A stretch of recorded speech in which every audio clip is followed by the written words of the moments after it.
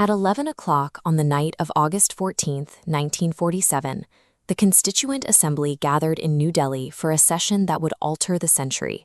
They were minutes away from the moment the British Empire would formally surrender control over the Indian subcontinent.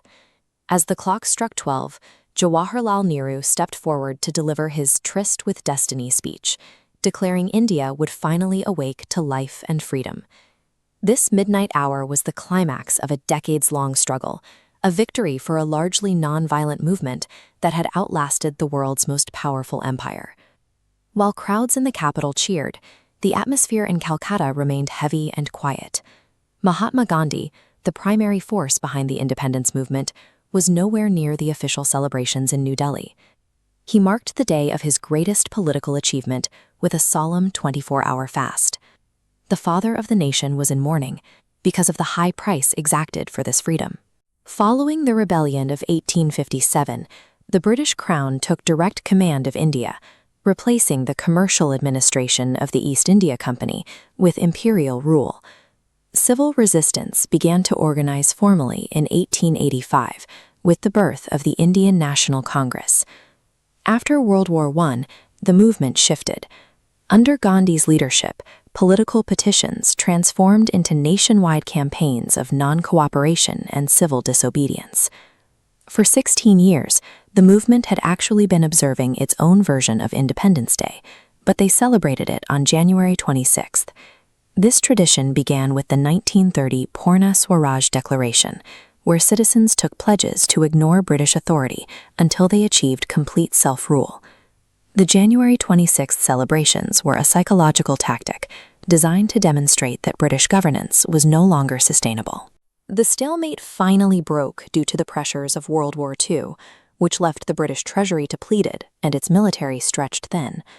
By 1946, Prime Minister Clement Attlee concluded that Britain no longer possessed the financial resources or the military reliability to hold an increasingly restless population.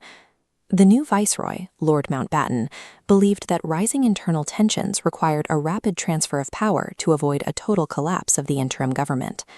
Mountbatten arbitrarily moved the exit date forward to August 15, 1947, the second anniversary of Japan's surrender. The Indian Independence Act partitioned the subcontinent into two distinct dominions, India and Pakistan. Britain's need for a hasty withdrawal prioritized speed over regional stability, leaving a very short window to manage a massive demographic shift. The new borders bisected deeply integrated regions like Punjab and Bengal, effectively splitting communities overnight. Millions of Hindu, Muslim, and Sikh refugees were forced into a desperate trek across these new boundaries in a massive, simultaneous exchange of populations. The resulting chaos sparked mass violence and riots that claimed between 250,000 and 1 million lives. Gandhi spent the day of independence in Calcutta, using his moral influence and his fast to stop the carnage that was consuming the country. August 15th was a fractured victory, a moment of liberation tied to one of the largest and most violent migrations in history. Over time, the independent nation reconciled its two competing dates of freedom.